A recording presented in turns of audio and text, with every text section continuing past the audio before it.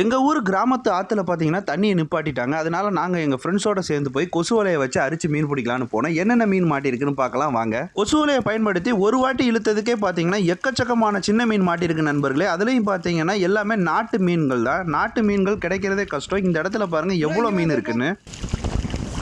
தம்பி இது ஆற்று நெத்திலி, கடல் நெத்திலி மாதிரி இது ஆற்று நெத்திலி.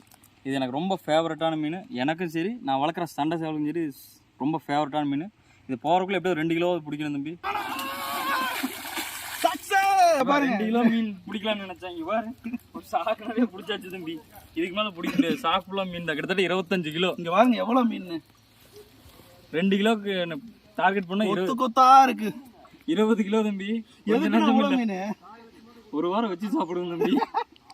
இந்த மீனை பார்த்தீங்கன்னா சுத்தம் பண்ணுறதுக்கு ரொம்பவே டைம் ஆகும். ஆனால் வறுக்கிறதுக்கு ரொம்ப ஈஸியான மீன், சாப்பிட்றதுக்கு ரொம்ப டேஸ்ட்டாக இருக்கும். அதில் சுத்தம் பண்ண முடியும்னா இந்த மீன் இந்த மாதிரி டன் கணக்காக பிடிச்சிட்டு போங்க.